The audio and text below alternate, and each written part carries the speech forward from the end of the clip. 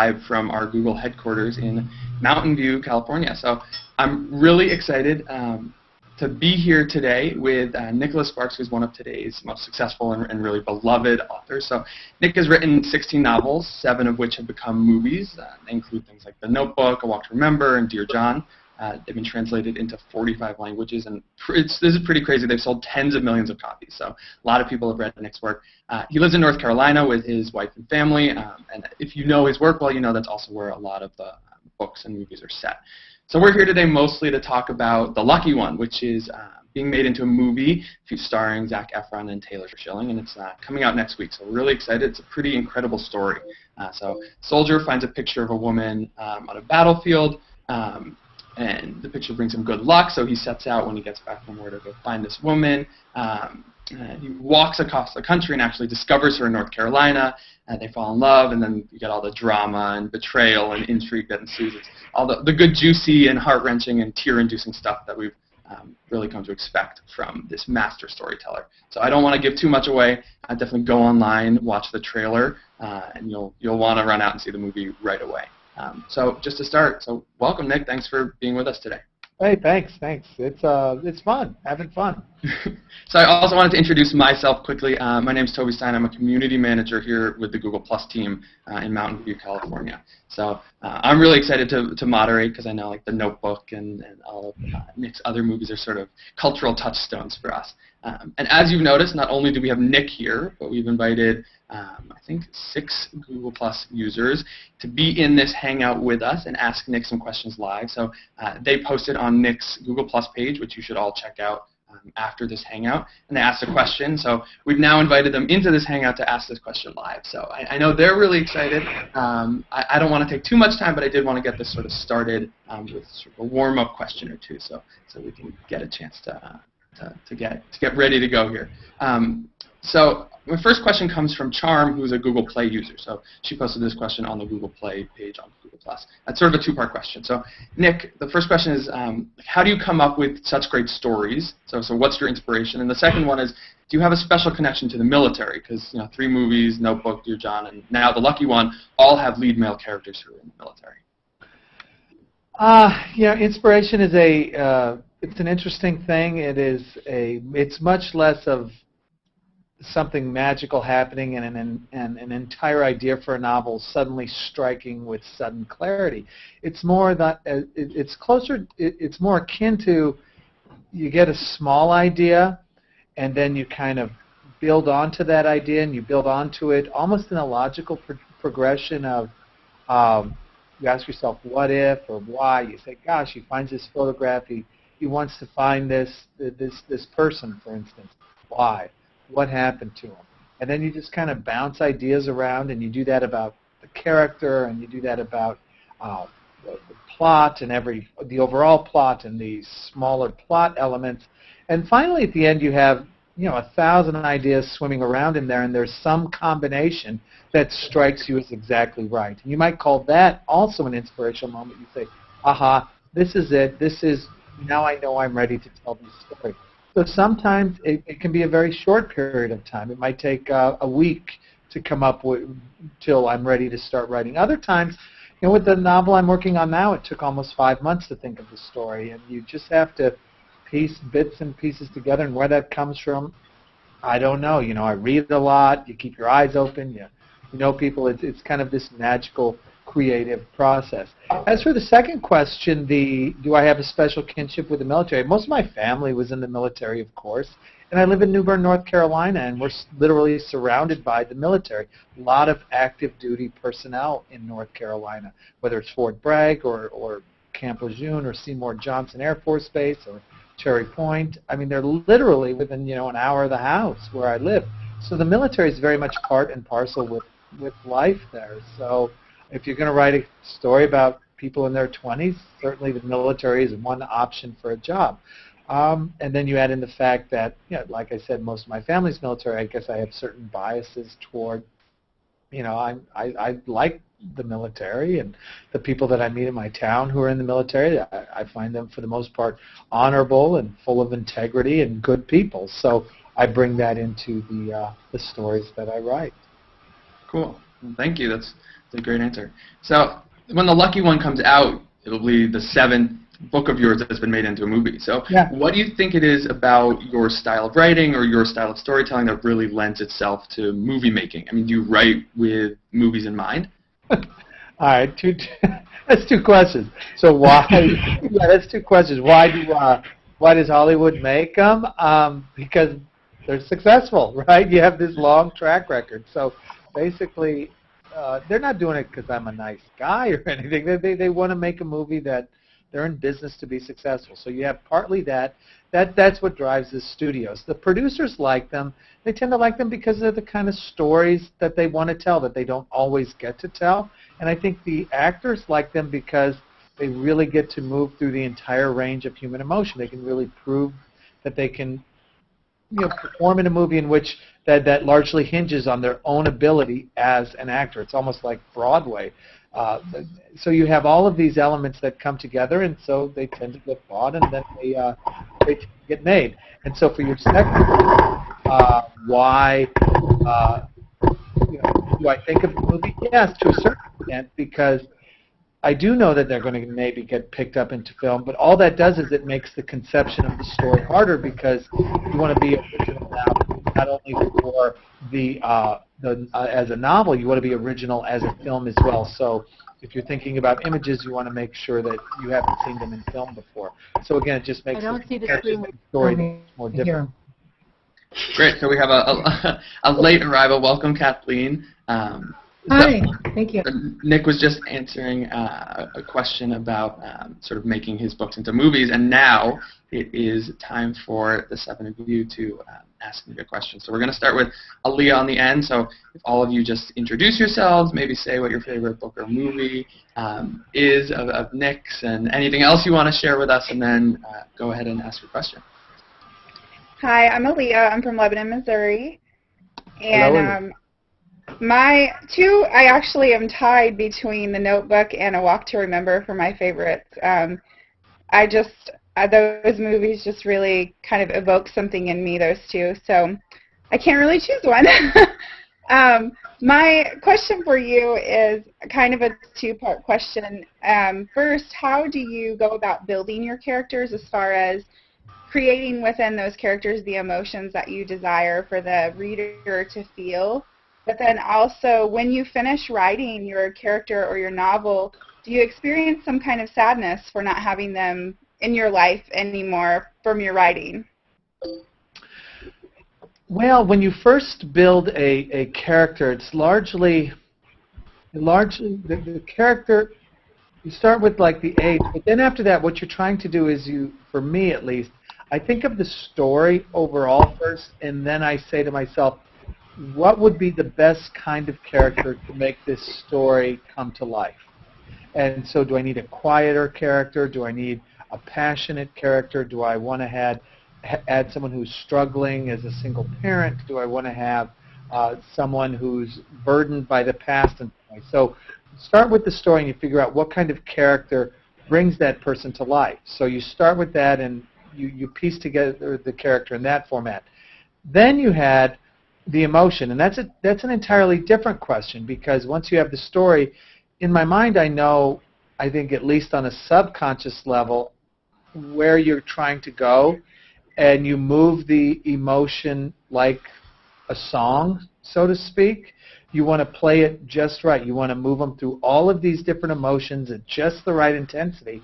And if you do it right, there's something really wonderful created at the end. With that said, I do it wrong almost every single time, right? And how it gets right is you edit like crazy, and that's just part and parcel. I spend probably more time editing than I do writing a novel, and this is before my editor or my agent get their hands on it. So, you put it down, you say, that's wrong, this is the wrong emotion, or this is the right emotion, but the intensity is wrong, or I'm trying to create this emotion, but the tone is wrong, and so then you kind of noodle with it to fix until it's finally right. And there comes a point in time where I can look at a paragraph or a page or a section, I say, aha, I think this is about as close as I'm going to be able to get, and I think I've got it right.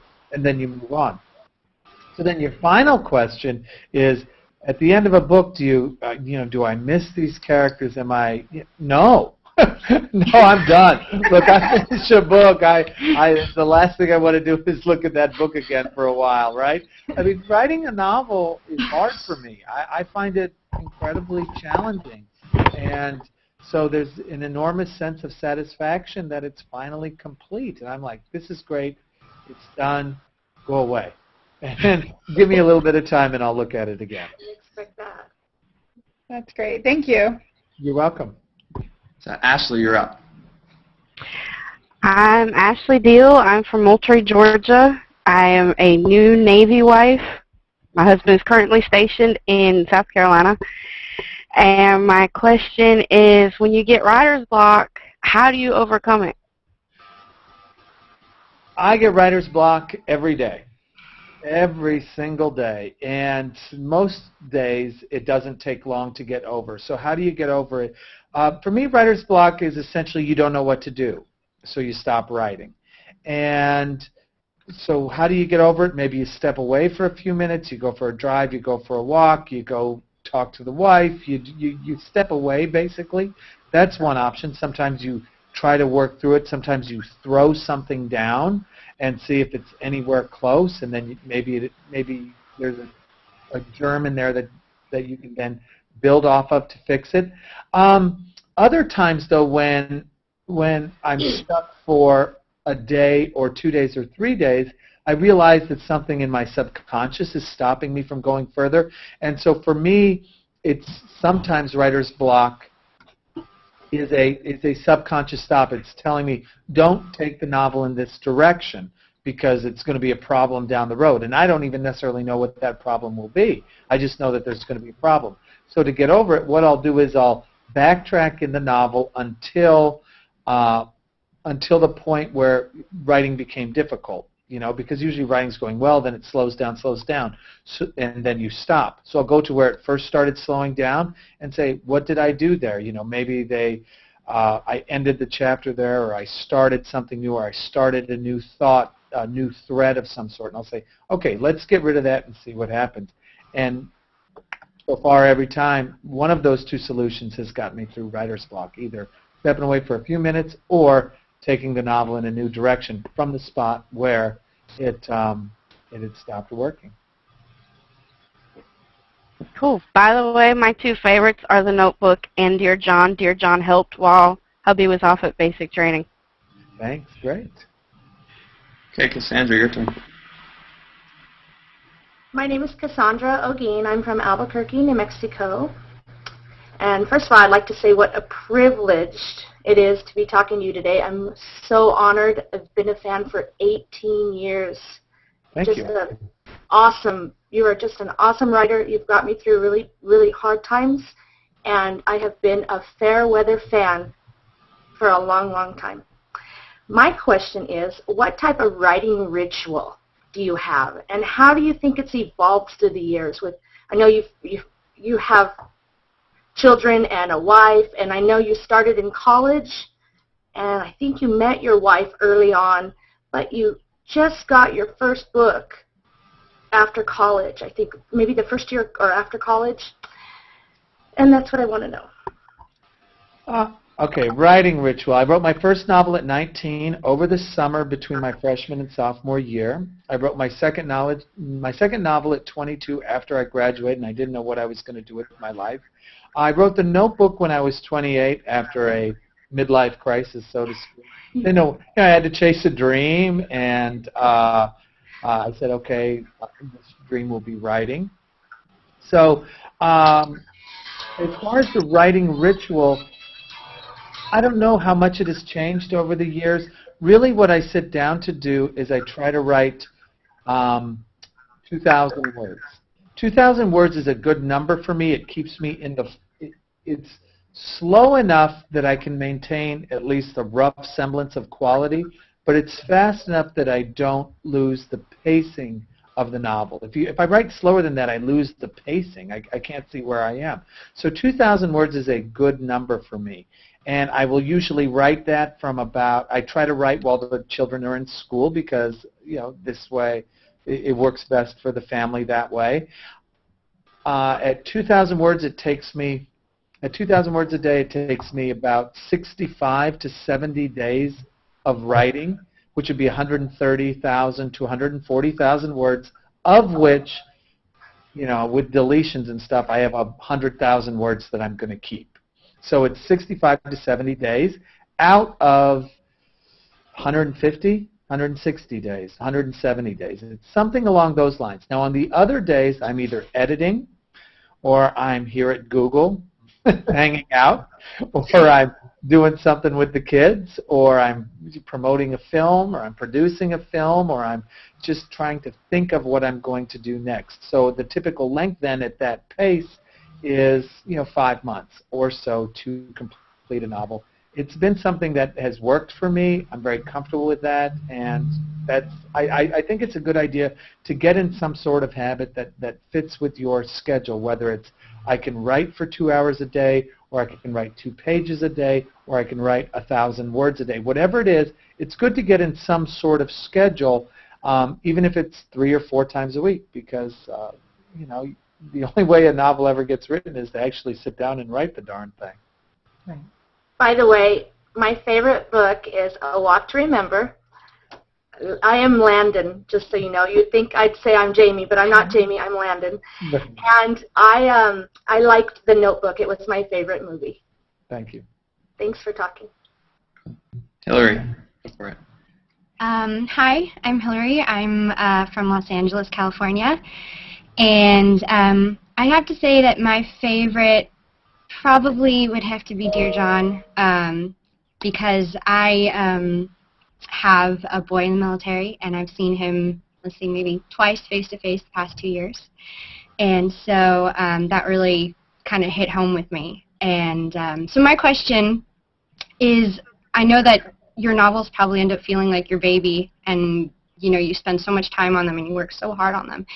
What's your biggest fear when, a studio comes to you and says, hey, we're going to turn this into a movie, we'd like to? What's your biggest fear when making that transition from the pages to the screen? The biggest fear that I have is that they do it poorly. That's the biggest fear, and I think any author would say that, and that's kind of a vague term. But what does that mean to me? I really, when I go into when I'm working with a studio or a screenwriter or a producer, I really only give 3 general rules. I say, maintain the spirit and the intent of the plot, the story, maintain the spirit and the intent of the characters, and then make the best film that you possibly can. And these sound very broad, but I stand by them because it's important to, you have to do these 3 things. I won't let those slide. But you also have to give creative people enough creativity to make the movies feel different. See, if I was the only one involved with them, they might begin to feel the same. And so you want to have, directors bring something to the table, and the actors, the talent brings something to the table, and the screenwriter will bring some creativity to the table. So the art is knowing when you step in and when you don't, and you let things stand. So in the end, my biggest fear is that they make a bad movie, because I really want to just have people enjoy the films as much as they enjoyed the novel. Great. Kathleen, you're up. Hi. Thank you so much for inviting me. This is a thrill to me and an honor. I'm going to say that my favorite book is The Notebook. But I have 2 new favorites. I love all your books. I've read you at 1996. I started, and I can't wait for another book to come out. The Lucky One and The Safe Haven, with a little bit of paranormal and the Kismet. I really, really love that you added that to your writing, and then later with the suspense also. Thank you so much for that. There was somebody that asked a question that I had in mind, so I'm going to ask you a different question. And that is, in your process of a new story, and you have a beginning, a middle, and an end, of course, what do you find is your most difficult time of the story and during the process, and maybe the best time for you that you enjoy the most in the writing process? The worst period of time is right around the 120-page mark. That's the worst. I mean, because you're about 30 to 40% done with the novel, and it's taken you so long to get there. Because starting a novel, there are different challenges. You're trying to find the right voice. Even if you know what's going to happen in the story, you've got to find the right voice, and you've got to find the right pacing, right? So it's been a tremendous amount of intellectual work and creative work to get to this point, right? So you've worked so hard to get to this 120 pages, and then you look up into the distance and you say, oh my gosh, I'm only 33% done. I've got double this left to go. This is a horribly, for me, this is the hardest time. Because once you get to the 50%, right, then you're like, oh, it's all downhill. Everything I'm writing, I'm getting closer to the end. But right now, that 30% mark is hard. The best part for me is toward the end, right? You're feeling like you can feel the end coming. If you know you've gotten through all of these goals you've set for yourself, you're pretty much unwinding the story, right? Once you get to the part where you're unwinding the story toward the end, that's just a really wonderful feeling, and I like it. And the favorite thing I ever write in a novel is the very last sentence that I write. Thank you. Great. Kit, it's your turn. Hi, I'm calling from New York, and Hello. my name is Kit. I have two favorite books. One is The Guardian. I love that book, and The Rescue. Mainly The Rescue because I felt like I waited so long for the ending, and I feel like he really delivered. And the story from his childhood about the burning fire, that was awesome. I loved that. What I see with your work is that so many people are emotionally connected to your stories. And so I was wondering if there's a particular story that you're really emotionally connected with, that you can, that your kind of personal life you see that in that story. Well, that's tough to say because there have been a few novels that have been drawn from events in my own life, or at least partially inspired by events in my life. There are certain characters that are drawn from people in my life. So to say one is particularly close as far as the novels go, the answer would be no. But the one that is closest to me, I guess, overall would be 3 Weeks with My Brother, because that was a memoir of my family's story. So when I wrote that was one that was very challenging emotionally for me to write, because essentially I had to relive some very tragic events in my past, and I had to relive them in such a way that I could make it real for other readers. So that was a novel in which I was writing that I had to push away, or that was not a novel, that was a book that I was writing where I had to literally push away from the desk for a while just to clear my own mind. It's funny you should mention The Rescue, though. That was the other one I really had to push away from. Because Kyle was in many ways one of my children, and it was really going back to this period in our life where we were very worried about him and we didn't know what to do, and all of Denise's fears in that novel were basically my fears. If you ever want to know how I was feeling at that period in my life, just go back and read The Rescue. Thank you. Great. Mary, you're up. My name is Mary, and I'm calling from Pasadena, California. And my favorite book is either The Last Song or The Wedding. And I'm actually have become so obsessed with your book that I'm planning a trip to North Carolina this summer. But my question is that oftentimes I've noticed that you write from a woman's perspective, and I was wondering how you get inside our heads so well, and also if you maybe prefer writing from a woman's perspective, or why you do that. I've been blessed with a lot of wonderful women in my life. I had a great mom and great sister, and I'm married very well. I have daughters. My agent's a female. My editor's female. Most of the strongest, most influential people in my life have been women, to be quite frank. So there's that element. And the other part, you add in the fact that, hey, I like women, right? So I'm going to try to make them come alive. So you have that too. As far as crafting the right emotion and crawling into their head, what I do is once you create a certain type of woman in you and imbue her with these characteristics of let's say, kind of an inner strength and yet a passion and a little bit of fire and some and intelligence and a sense of humor, their personality is going to begin to shine through. And I think women really appreciate this, either because A, they see these traits in themselves, and these are the traits they most appreciate in themselves, or some of these are the traits they see in other women that they really admire, or they're the traits that they're working on, right? You're working toward being stronger, right? For instance, inside, right? Handling the ups and downs of life a little bit better. The key is to understand that everyone's always going through this struggle, and so I just write, I guess, the way this character, if they had these characteristics, how they would feel. I get told this a lot. I don't know how I write women so well. I really don't. I just write them, and there they are. I write them until I like them, and then everyone says, "Wow, you write women well." I'm like, "Well, that's good because I like them." Great. So it looks like we have a little bit of extra time. Let's see if Jessica, who's joining us a little late, is here. Jessica, welcome. Can you hear us? Jessica, we're very excited to be here. So, Jessica, did you have a question for Nick? Yes, I do. Let me just open up my window. I'm so sorry I'm so late. Do you want to introduce yourself? Say where you're really joining struggled. us from? Hi, I'm Jessica Nguyen Fong. I'm currently in LA, but I'm from Singapore.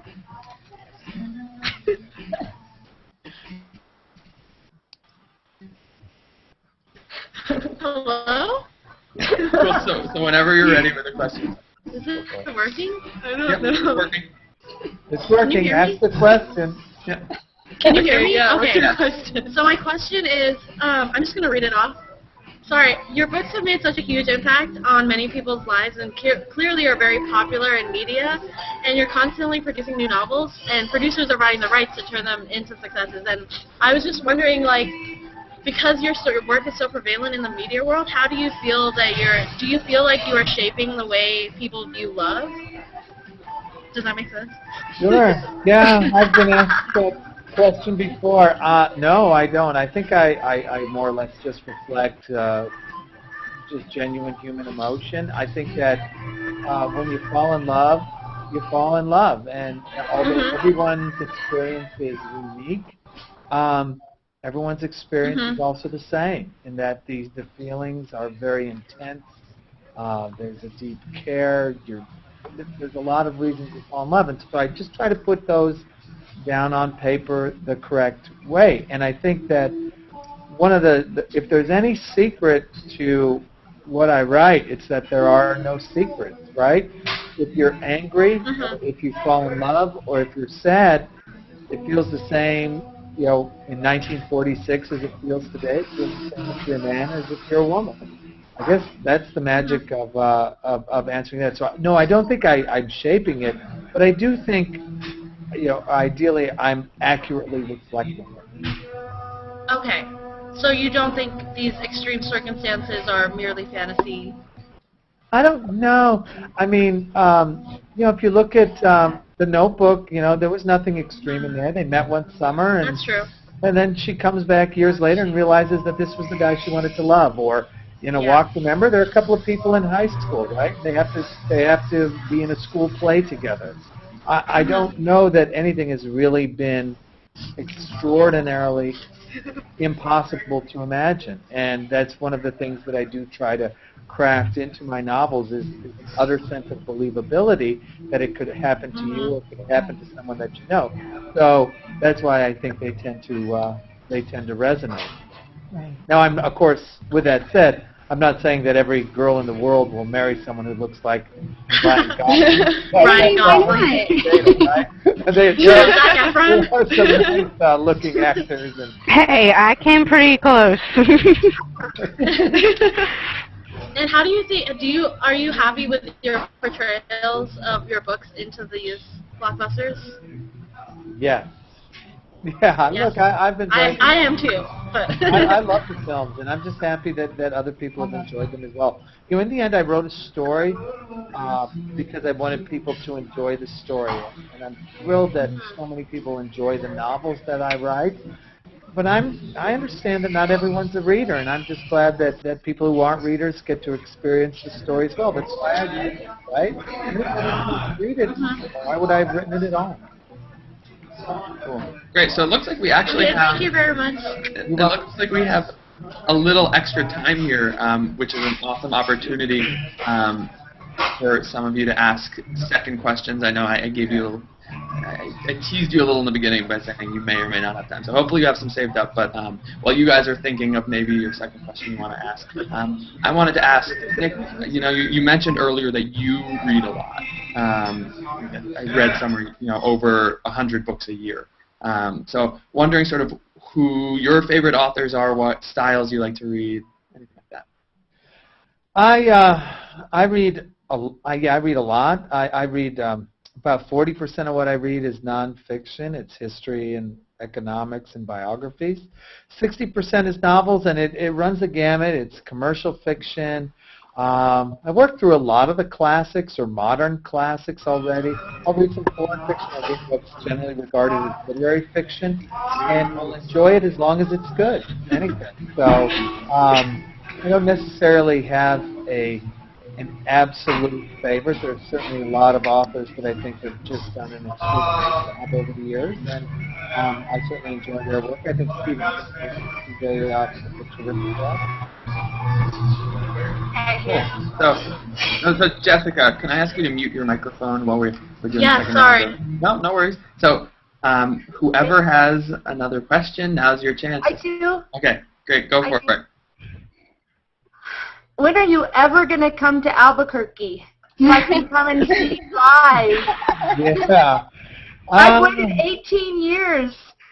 Yeah, that is a stop I've never made. I don't know why. I will talk to my publicist. I do my best to, if I don't get places on tours, to try to have speeches there or to come up with a reason to go there. But in the end, I kind of have to be invited there if it's going to be a speech or an event by someone. So maybe, I don't know, talk to the library or something, or talk to the university. Maybe they'll figure out a way to get me in to speak, and then I'm there. Right? Sometimes that's actually easier than to get me for a book signing event. And I, of course, sign books at the speeches. But if I'm on tour, I go to 10 cities or 12 cities. 5 of them are can't be altered. So really, 5 or 6 of them. So really, you only have 6 choices. There's only 6 spots open a year, if that, for the book tour. But speeches, I book year-round. So I don't know. Maybe that's the way you go. Well, we may have just chosen your next destination. I do have. We have time for 2 more. So I don't have a question. I do have one comment, and it's from my husband.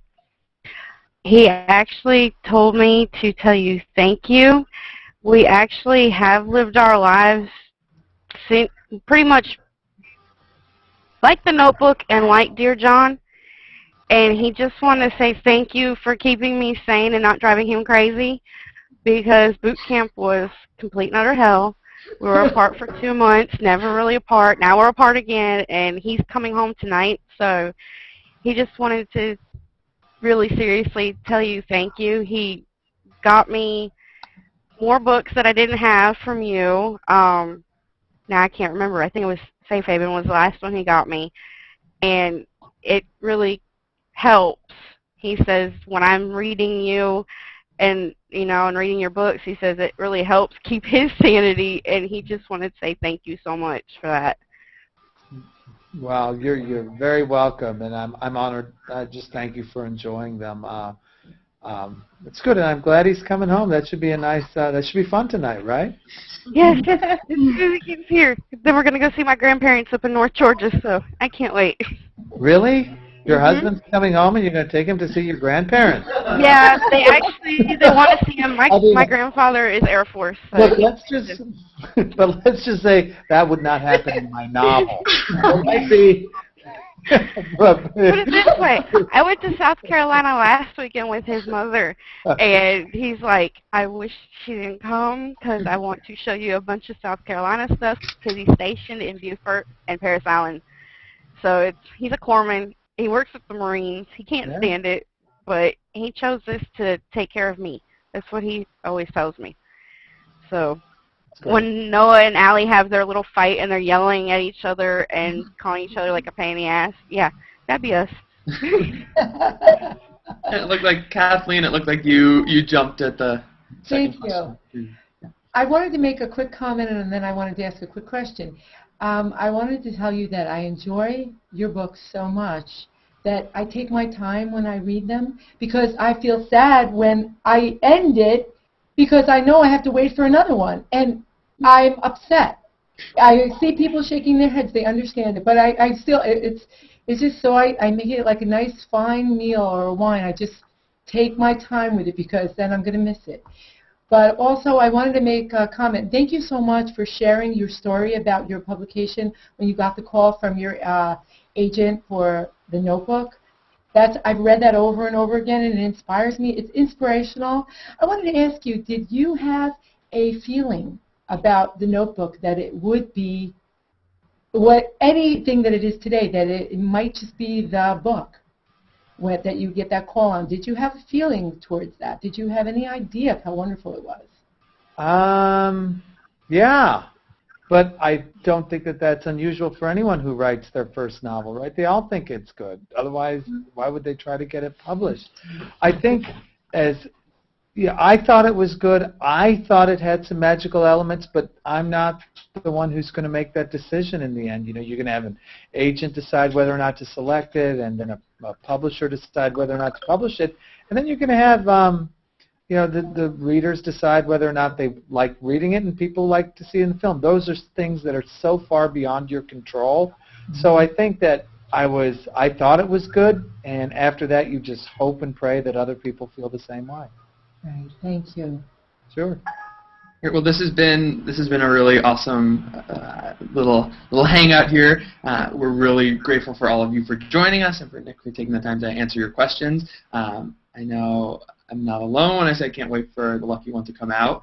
So I think everyone should go out and see it first night, and also check out Google+, Nick's Google+ page, where there will be updates and other things like that. And again, thanks for joining us. And Thank you. Yeah. Thank you. Bye, everyone. Thank you. Hi, thank you. Thank you.